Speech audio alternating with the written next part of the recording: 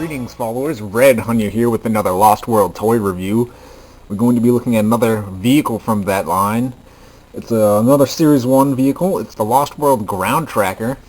This vehicle is based off the Mercedes-Benz used by the good characters, Ian, Malcolm, Eddie, and Nick, and all those other people. This is the car, the Mercedes used by them, just in toy form, so it doesn't look like a Mercedes, but the vehicle isn't the same shade of green that it was in the movie.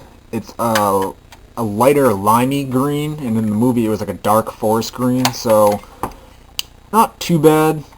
Maybe could have done a little bit better, but the green's actually not terrible in my opinion. Like, it works. Just like the other Lost World vehicles we looked at, the two Hunter vehicles so far, the Net Trapper and the Humvee, this thing is pretty much the same. It's not 100% accurate, but it still gets the point across of what it's supposed to be, and yeah. The only thing I wish it had a top on it or something. That would have been like a cool, down damage feature. Maybe they could have somehow added in, like, so it had a roof. But not a big deal.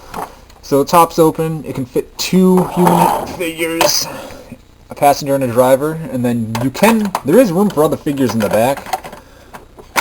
But par for the course, two characters can sit in the front. This back piece opens.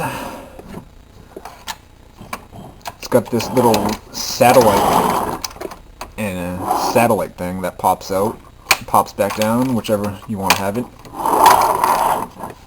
And it's got this gun on the back that comes with 3 missiles. I only have 2 on this one, but I got 2 on the other one, so I have 3. Both of my ground trackers have 2 missiles. I'm pretty sure they came with 3 back in the day, like I said, but this was supposed to be another spot for a character to stand on this peg. And it was like a gun that could, like, extend and rotate upwards, like so. Kind of a little ridiculous for a character to be up there and then this piece moving them up like that. Just, I don't know, kind of strange and funky. But the missile pops in like you'd expect. And so you can get some distance on these, just like all the other stuff you'd expect. So very cool. Just folds down and then folds in. So you gotta fold it down and then it pops in. It's got 2 little spots for your bullets to sit in here when you're not using them.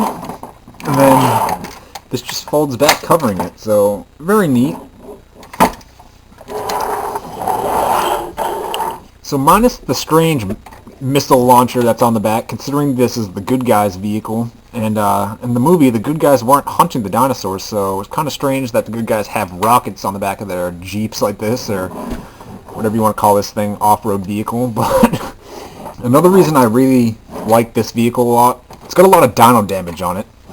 More so, or the main piece more so being this hood button. You press on the engine, and then you put the hood piece back on, and then it looks like it's flat.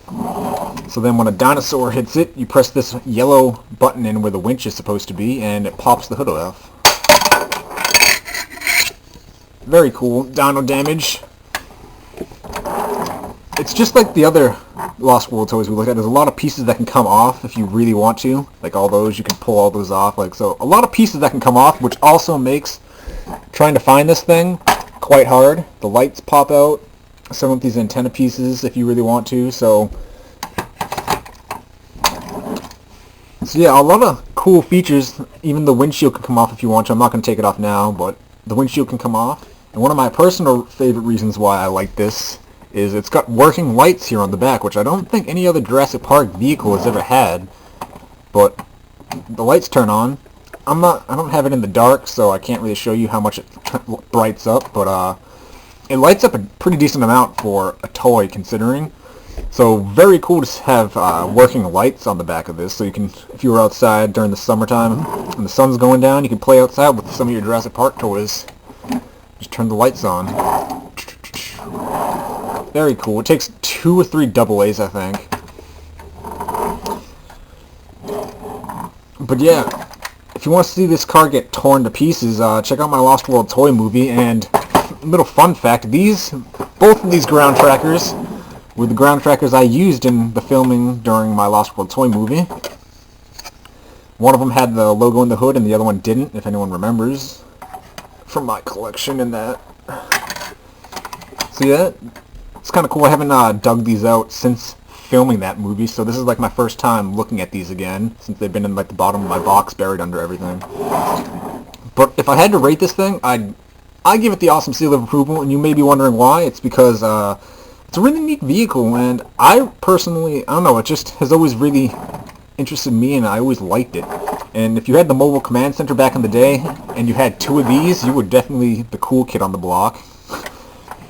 Because two ground trackers and a mobile command center, and yeah, you could have a blast being a kid back in the 90s with that. I give these the awesome seal of approval. I give them a 4 out of 5.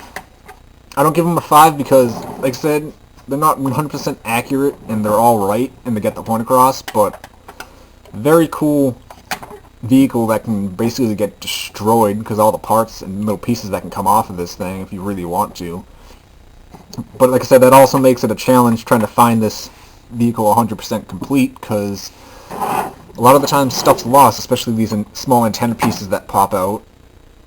It should be added to any Jurassic Park fans collection, especially if you like The Lost World a lot like I do. So yeah, I give it the awesome seal of approval, and it's really another really cool old school Kenner piece.